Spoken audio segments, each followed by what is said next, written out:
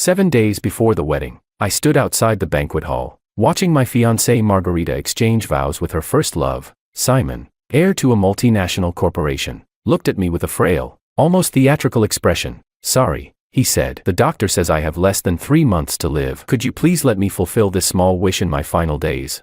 My future father-in-law, who had always treated me like his own son, spoke coldly this time. "You've seen Simon's condition. Just think of it as helping a dying man realize his last dream. Can't you be a little more understanding?" Margarita gently held my hand. "Simon and I grew up together. He's dying. Duncan, I can't just stand by and do nothing." I smiled and nodded. So in her heart, Simon was the one who could never be replaced. Margarita thought I had accepted this ridiculous request, and even promised that after Simon passed, she would give me a grander wedding. But she seemed to forget something. She had already exchanged rings with Simon 3 days ago, and now, I had no intention of going through with this farce of a marriage. Chapter 1. Today was supposed to be my wedding day, yet I sat in the audience like a stranger. The custom suit still smelled faintly of the tailor's shop, and the groom's boutonniere on my chest felt out of place. I sat quietly in the Shangri-La Hotel's grand ballroom as Margarita walked down the aisle, arm in arm with Simon. To the sound of the wedding march, the officiant declared solemnly, "Let the bride and groom exchange rings." The hall erupted in cheers and applause. Champagne bubbles danced merrily in crystal glasses. Someone in the crowd joked, "The groom's taking the bride straight to the honeymoon suite tonight." Margarita gave that person a playful glare, but the smile tugging at the corners of her mouth betrayed her delight. Simon cupped her face tenderly and said, "Margarita, we finally belong to each other." Her eyes lowered, cheeks flushing pink. The two of them were lost in each other's gaze, as if the world around them had vanished. My father-in-law raised his champagne flute and beamed. "From today on, Simon is one of us. Take good care of my Margarita, all right?" The guests were buzzing with joy, glasses clinking in celebration, and I was the unwelcome extra in this festival of bliss. I chuckled bitterly to myself and stood up, ready to walk out of this joke of a ceremony. "Duncan." Margarita's voice rang out from behind me. She rushed to catch up. "Where are you going?" I turned back with a wry smile. Sometimes it's best to step back when it's time to step back, isn't it? Her face stiffened. "What's that supposed to mean?" She dragged me into a corner of the hall, voice lowered. "I already told you, this is just a performance for Simon. Why don't you understand?" Watching her explain so seriously, I found it absurd. A week ago, we were heading to the marriage registry when she got a call from Simon. He said he had a terminal illness and only 3 months left to live. His final wish was to marry her. I objected on the spot, but Margarita was resolute. "Simon and I have known each other since we were kids. He's helped me a lot. I can't just abandon him now." Then, without hesitation, she went and registered her marriage with Simon. She seemed to forget, the groom who should have been standing at the altar was me. I rubbed my temples, exhausted. I'm not overthinking. I just needed some air. That's when Simon walked over, looking pale and fragile. "I'm sorry, Duncan," he said. "I was selfish. I ruined your wedding. Maybe I shouldn't even be alive." Tears began falling from his eyes. This poor little act, he'd rehearsed it 100 times, and Margarita always fell for it. Sure enough, she rushed to hug Simon, then turned and glared at me. "Duncan, he just didn't want to leave this world with regrets. Why can't you understand that? How can you be so heartless?"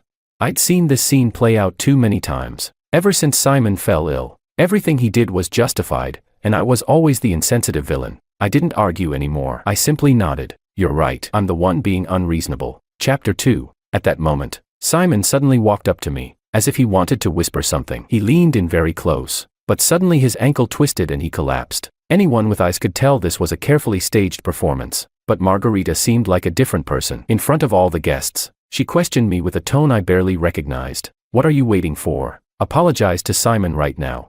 I didn't touch him. He staged the whole thing himself. I forced myself to stay calm, speaking every word clearly. Margarita's eyes were icy, as if every word I said was a lie. "He can barely stand. How could he have fallen on purpose? I've already made it very clear. This wedding was just to fulfill his last wish. But you actually attacked a dying man out of jealousy. Duncan, I'm so disappointed in you. My future father-in-law, once always kind to me, now pointed his finger and shouted, I really misjudged you. You would hurt someone that sick. Do you have no conscience? And to think I used to see you as my future son-in-law, just thinking about it now terrifies me." As they took turns accusing me, I felt the last bit of warmth in my heart drain away. All those illusions of being one family shattered completely in that moment. The guests around us also turned on me, throwing scornful looks. "It's just about helping a terminally ill man fulfill a wish, why be so petty?" Exactly, no empathy at all. How is someone like him worthy of marrying the Sioux family's daughter? Looking at their self-righteous expressions, I could only laugh inside. Of course, they were all Sue family's friends and relatives. Naturally, they'd take Margarita's side. Margarita Sue stared at me coldly. Duncan, this is your last chance. Apologize to Simon now, or I'll seriously reconsider our relationship. We can delay the wedding for now. In the past, whenever she used that tone, I would immediately lower my head and apologize. But this time, I felt like laughing, because she seemed to have forgotten. Just a week ago, when she left me behind to go to the Civil Affairs Bureau with Simon, she had already made her choice. Simon was now, in every legal sense, her husband. I said calmly, no need to delay it, just cancel it. With that, I took off the groom's boutonniere from my chest and let it fall to the ground, then walked out of the banquet hall without looking back. Margarita called after me, but I didn't stop. I thought letting go would hurt, but at that moment, I felt an odd sense of peace. From now on, Margarita would no longer be part of my life. As I walked out of the hotel, my phone buzzed. It was a message from Margarita. Sorry, I got too emotional just now. Please don't be mad. I sneered. Too late. The moment she chose to stand by Simon in front of everyone, we were over. Moments later, another message came. Once Simon passes, I'll give you an even grander wedding. I thought back to the night I proposed and how I'd stayed up all night in excitement, dreaming about our future. But now, looking at this message, my heart felt nothing. Margarita's future had nothing to do with me anymore. She could marry whoever she wanted. Taking a deep breath, I sent a message to my mentor in Shanghai. Senior, I'm ready to take over the US project. He replied quickly. Finally came around. I've been waiting to hear that. When can you come?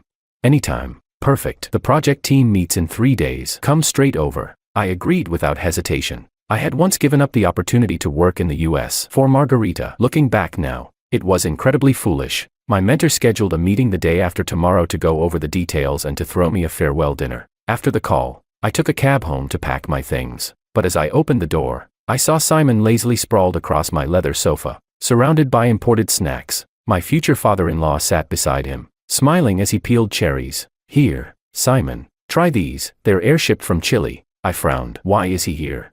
His face instantly changed. This is Margarita's home now. She can invite whoever she wants. Hands on his hips, he acted like the rightful owner. And you, weren't you all high and mighty at the wedding? Now you come crawling back. If you won't apologize to Simon, don't even think about stepping through this door. Looking at the scene before me, I could only feel bitter irony. When his business failed, I took him into my home without hesitation. This villa was given to me by my family, and I had promised to transfer it to Margarita once we got married. But they seemed to forget, Margarita had already married Simon, and this house still belonged to me. Chapter 3. I walked straight into the house, ignoring their shouting. My father-in-law exploded in anger, slapping the coffee table. You've got some nerve. This is no longer a place you can come and go as you please. Just as he was about to blow up further, the scent of perfume wafted in from the doorway. Margarita stood in the entryway holding several high-end shopping bags, and upon seeing the tense scene, she sighed lightly. What are you arguing about this time? The bags, clearly marked with Hermes and Gucci logos, were all filled with men's items. No need to guess who they were for. Her father immediately put on a pitiful face. It's Duncan. Of course, he came back just to pick a fight, insisting Simon can't stay here. What happened to his compassion? Margarita set down the shopping bags, her tone brooking no argument. Simon grew up in an orphanage and now he's gravely ill. He finally feels what it's like to have a home. I won't let him face this alone. She spoke as if it were the most natural thing in the world, like I had no choice but to accept it. The old me might have argued with her until sunrise, but now I felt nothing but emptiness. As long as it makes you happy. My calm clearly caught her off guard. She froze for a second. You're not against it?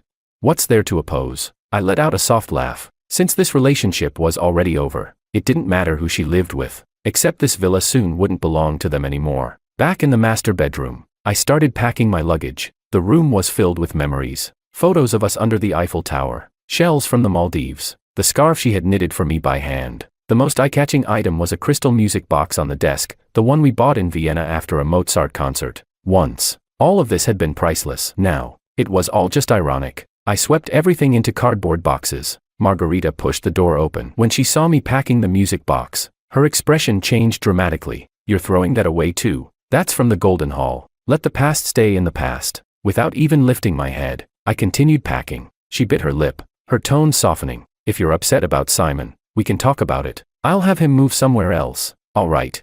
Since Simon showed up, all we'd done was argue. Every time, she had taken a hardline stance. But now, she was finally yielding. Unfortunately, It was far too late. My heart had already gone cold. After I finished packing, Margarita finally noticed the wound on my arm. Her face changed. "You're bleeding." The irony was, she only noticed now. "It's just a scratch," I replied flatly, ready to leave. She grabbed my hand. "Don't go. I'll get the first aid kit." For a moment, memories flashed before my eyes. The old Margarita used to dote on me in every way. At the slightest discomfort, she'd panic and lose sleep. But ever since Simon arrived, everything changed. "Help!" Simon's sudden wail came from the living room. Margarita immediately let go of my hand and rushed out without a backward glance. Chapter 4. When I opened the door, the first thing I saw was Simon resting his head on Margarita's lap in an overly intimate posture. "Margarita, I just wanted to make you a cup of coffee." He played the part of the fragile patient, showing his untouched fingers. Margarita held his hand tenderly. "Don't move. I'll go get the medicine." Simon caught my gaze and a flash of smugness passed through his eyes. "Margarita treats me so well. Ku must be jealous, right?" Only then did Margarita remember I was still there. She scrambled to explain. "His immune system is weak. I need to tend to his wound first." I gave a cold laugh. "Don't bother." My father-in-law jumped in, voice dripping with sarcasm. "Someone like Duncan Ku, with skin as thick as a rhino, doesn't deserve anyone's concern. Besides," he pushed Simon. He had it coming. Hearing those words, I felt a chill deep in my bones. When his business went under, I gave up my shot on Wall Street to stay and help him. Now, in his eyes, I was just some parasite leeching off the Su family. Suddenly, Simon grabbed a fruit knife and threatened to harm himself. "Is it because Ku thinks my life isn't worth enough?" Margarita snatched the knife away and glared at me. "Will you only be satisfied if he dies?" I picked up my luggage and turned to leave. I never intended to stay anyway. "What's that supposed to mean?" Margarita grabbed my arm. "Break up," I said it calmly. Looking at their arrogant, self-righteous faces, I couldn't help but feel a deep sense of irony. They still didn't realize that the ones about to be homeless were them. Chapter 5. The day I left, I made two decisions. First, I contacted a real estate agency and listed the luxury villa in the city center for sale. To my surprise, it took less than half a day for a buyer to inquire. "Hello, Mr. Ku, we're very interested in the property, but we heard someone's currently living there. Just follow the standard procedure. If they refuse to cooperate, call the police," I replied calmly. In the days that followed, I handled the property transfer while also giving myself a break. All these years, I'd been running all over the financial world to support my father-in-law's business. Yet I had never truly taken the time to see this city. I checked into a hotel near the financial district. During the day, I handed off my responsibilities at work. In the evenings, I strolled through neon-lit streets, rediscovering this city that felt both familiar and foreign. Meanwhile, Margarita kept sending messages. "Duncan, stop being so stubborn. Come home." "Okay." I ignored her. "There's a new Michelin-starred restaurant on the Bund. Want to check it out together?" At first, her tone was still gentle, like coaxing a sulking child. Gradually, her patience wore thin. "What do you want from me?" I already apologized. "Do you really need me to get down on my knees and beg?" "Duncan, can you stop being so immature?" She always thought I was the one in the wrong, that I was being unreasonable, and her so-called apologies were nothing more than perfunctory scraps tossed my way. Since that was the case, I might as well let go completely. 3 days later, the agent messaged me. "The paperwork is complete. The new owner wants immediate possession." According to the agent, when he brought the buyer over to view the property, my father-in-law was busy ordering the maid to pack Simon's luggage. When he learned the house had been sold, he fainted on the spot. After waking up, he grabbed his phone to call a lawyer, screaming that he would sue me for illegally stealing his property. It wasn't until the police presented all the legal documents that he finally snapped out of it. In the end, under the officer's instruction, they had no choice but to pack up and leave. Hearing this, I felt nothing. I simply replied, "Got it. Thanks for letting me know." I was about to head overseas. Their future had nothing to do with me anymore. Before I left, my former colleagues at the investment bank held a farewell dinner for me. As the drinks flowed, everyone raised their glasses. "Mr. Ku, don't forget to look out for us when you make it to Wall Street." "Exactly. We're counting on you to lead us to riches." I laughed and shook my head. "Save that flattery." My boss patted my shoulder. "With your ability, it won't be long before you're in charge of your own team." Just as we were clinking glasses, the door to the private room suddenly swung open. Margarita and Simon stood at the entrance with my father-in-law. Margarita's eyes were red with tears. "Duncan, did you really sell the house?" She looked at me in disbelief, as if I were a stranger she didn't recognize. Her father, on the other hand, was livid. "How dare you, Duncan? Who gave you the right to sell my house?" Chapter 6. The atmosphere in the private room instantly froze. My colleagues looked at each other, clearly not expecting a scene like this. My boss frowned and turned to me. Duncan, what's going on? My father-in-law stepped forward with a dark expression. I'm his father-in-law. You must be Duncan's boss. Once the boss nodded, he immediately switched to a sorrowful, aggrieved face. You have to help us. This ungrateful bastard sold our house just because he had a fight with my daughter. Now the whole family's out on the street, and look at him, drinking and laughing like nothing happened.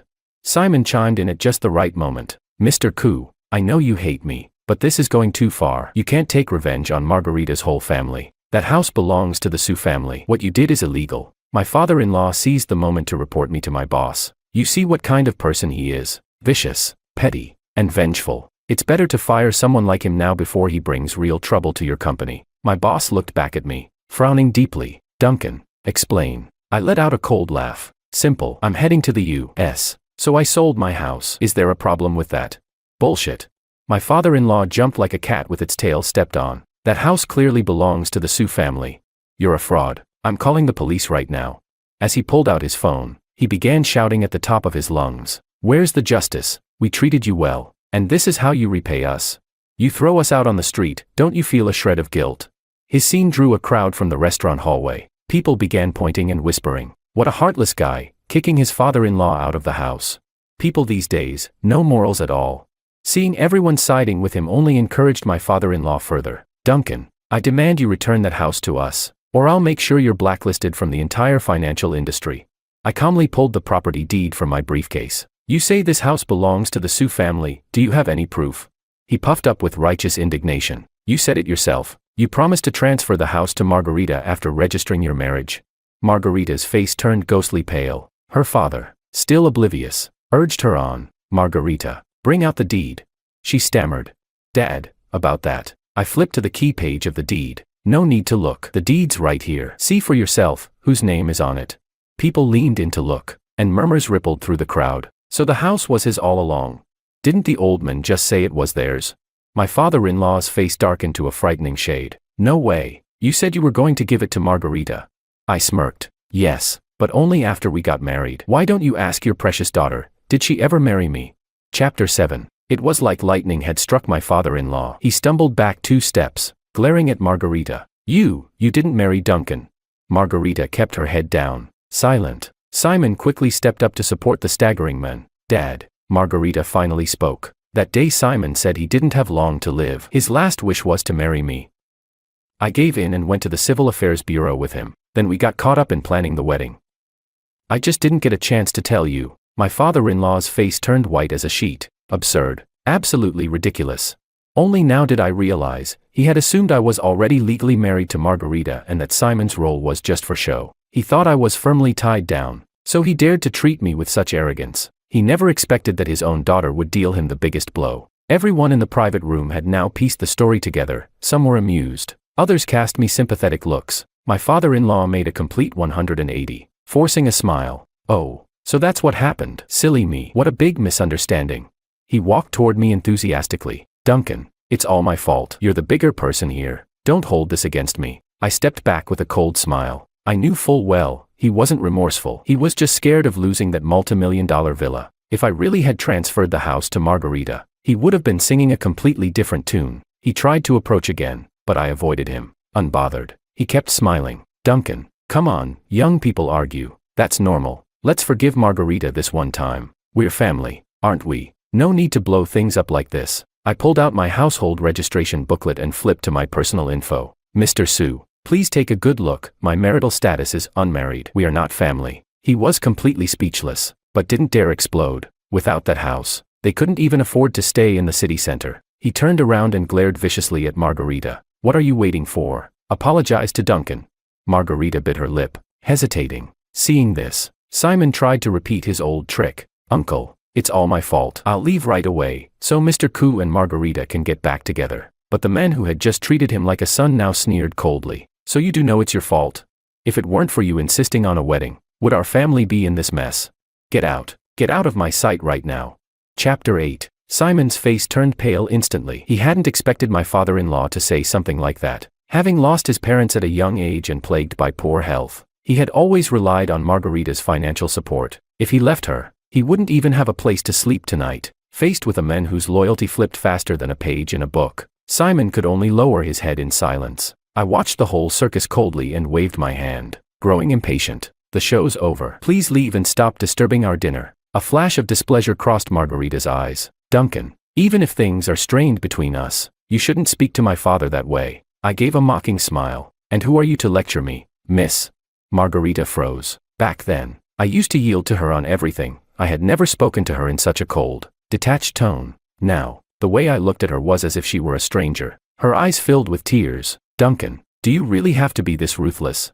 I couldn't be bothered to argue. I dialed the hotel's security department directly. If you don't leave now, I'll have no choice but to call the police. My tone was icy. Seeing that neither soft nor hard tactics worked, my father-in-law suddenly dropped to his knees, crying and sniffling. Duncan, please, don't do this to us. Where are we supposed to live without that house?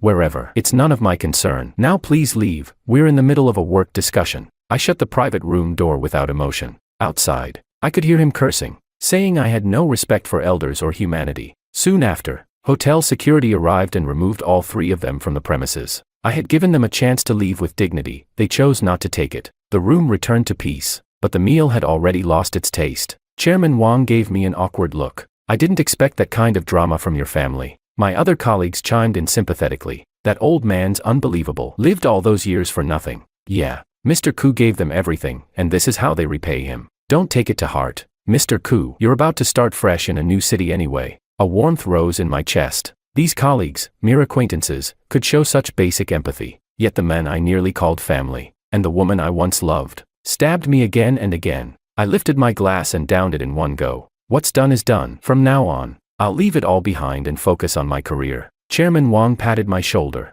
That's the spirit. After several rounds of drinks, I was a bit tipsy and staggered out of the room, eager to return to the hotel and rest. Just as I stepped outside, Chairman Wang nudged my arm and motioned in a certain direction. I turned to look. Margarita was standing alone in the cold wind. It was late autumn, and the air carried a biting chill. Her thin clothes fluttered as she shivered. When she saw me, her furrowed brow softened. Duncan, can we talk?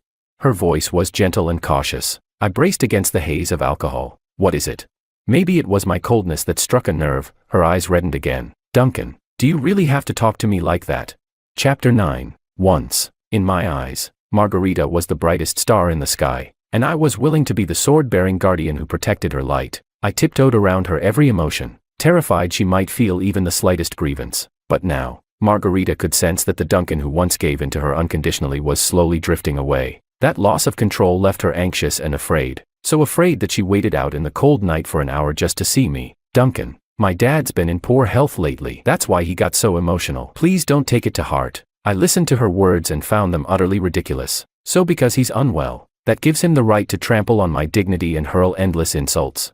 If she was still making excuses for them, then this conversation no longer had any value. I turned to leave, but Margarita quickly stopped me. Duncan, I know you still resent me because of what happened with Simon. Give me a chance to explain. I paused. Since I was about to leave the city anyway, I figured it wouldn't hurt to lay everything out, save her the effort of chasing me down again. Fine. Margarita sighed in relief and immediately pulled out her phone to book a table. Just then, her phone rang. After a few short exchanges, her expression turned pale. Duncan, Simon's developed a high fever and has been hospitalized. I need to go see him right away. Can we talk another day?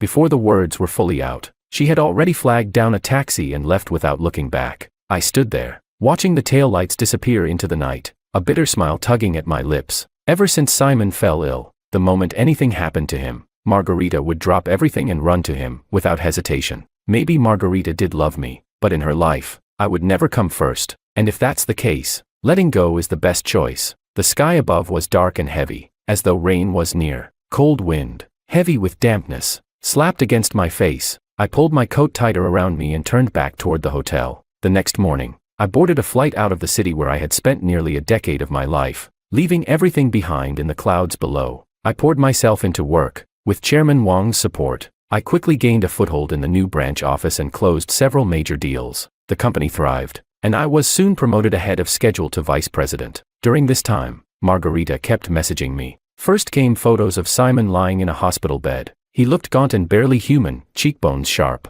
eyes sunken, his bald head only making him appear more fragile. I had always assumed he was faking his illness for sympathy, but it turned out he was genuinely on the brink of death. Margarita stayed by his side at the hospital every day. The doctor said he had, at most, 3 months left. She sent me an apology. Duncan, I was too selfish. I ignored your feelings. Please give me a chance to make it right. She also sent a video of her father. After losing the house, they had to move back to an urban village. The environment was terrible, and her father's leg condition relapsed. He was now confined to a wheelchair. In the video, her father was in tears. Duncan, it was all my fault. I shouldn't have treated you that way. Please come back and marry Margarita. Even Simon sent a message. I'm sorry. I've done too many awful things. My time is almost up. Please don't hold a grudge against a dying man. Margarita truly loves you. I read all these messages with a calm smile. Margarita and I were over. Whether they loved me or hated me, it no longer had anything to do with me. All I wanted was to focus on my own life. I thought I would never see Margarita again in this lifetime. Until one day, my assistant came to me, looking troubled. Mr. Koo, there's a woman downstairs who's been crying. She insists she must see you. I frowned and followed him down, only to find Margarita standing there, hugging a pile of gifts. The moment she saw me, her face lit up with a smile. She opened her arms to embrace me. Duncan, I've missed you so much. Chapter 10. I took a step back to avoid her hug. How did you find this place? Margarita didn't show the slightest hint of embarrassment. Instead, she gave me a sweet smile. I asked Chairman Wang to help me find your new company. I really missed you. I hadn't expected her to follow me all the way to this new city. It was lunch break, and many colleagues were walking through the lobby, casting curious glances. Is that Mr. Koo's girlfriend? Didn't expect Mr. Koo to have such a stunning girlfriend hidden away. But, looks like they might be arguing. The whispers reached my ears, and I frowned. Please don't come here again. This is affecting my work. I spoke coldly, but Margarita acted like she hadn't heard a thing. Still smiling gently. I know you're still angry with me, so I want to prove myself through actions. I want you to accept me again. From that day on, Margarita launched into an obsessive pursuit. She sent carefully prepared lunch boxes every day, along with my favorite coffee and snacks. Each package adorned with handwritten sticky notes bearing warm messages. My colleagues all joked that I was lucky to have such a thoughtful ex-girlfriend. But instead of being moved, I felt nothing but irritation. Her actions had seriously disrupted my life. I instructed security to stop her at the entrance every time she came. All the food and gifts she sent, I threw them straight into the trash. Yet Margarita seemed possessed, continuing to deliver them day after day. She messaged me, if you don't see me for one day, I'll wait a day. If you don't see me for a lifetime, I'll wait a lifetime. With no other option, I finally agreed to meet her once. Margarita was overjoyed. I knew you wouldn't really ignore me. Tomorrow at noon, downstairs from your office. I'll be there. Don't stand me up. The next day at noon, I waited at the agreed location. From midday until the city lights flickered on, she never showed up. Just as I reached for my phone to ask, I saw a post on Instagram. In the photo, Margarita was holding Simon's urn, kneeling on the ground in tears. The caption read, "What's the point of living without you?" I calmly opened my settings and blocked her completely. Even with Simon gone, he still held the number one place in her heart. So be it. If we were fated to part, it was better to cut off everything. From now on, we would be nothing more than strangers brushing past each other in the sea of people. Margarita, goodbye, forever. I poured all my energy into work. Half a year flew by. The company was thriving, and I was promoted to head of the branch office, soon to head overseas to explore new markets. Before I left, Chairman Wang invited me out. You're heading abroad soon. Let's catch up before you go. How about it? I smiled and nodded. Sounds good. Returning to my old city, everything felt both familiar and foreign. On the way back from the airport, the car passed a rundown urban village. It was here, years ago, that I first met Margarita and her father. Through the haze of memory, I saw an elderly man slouched in a wheelchair in front of a crumbling house. He was frail, his eyes dull, completely devoid of his former presence. A woman beside him was preparing a simple lunch, thin porridge and a few plain dishes. The whole scene was bleak. Suddenly, the old man looked through the car window and spotted me. His trembling hand pointed in my direction, lips moving, as if trying to say something, but no sound came out. The woman scolded him softly and pushed the wheelchair back inside. No one noticed that in the instant she turned around, a single clear tear slipped from the corner of her eye and disappeared into the dust.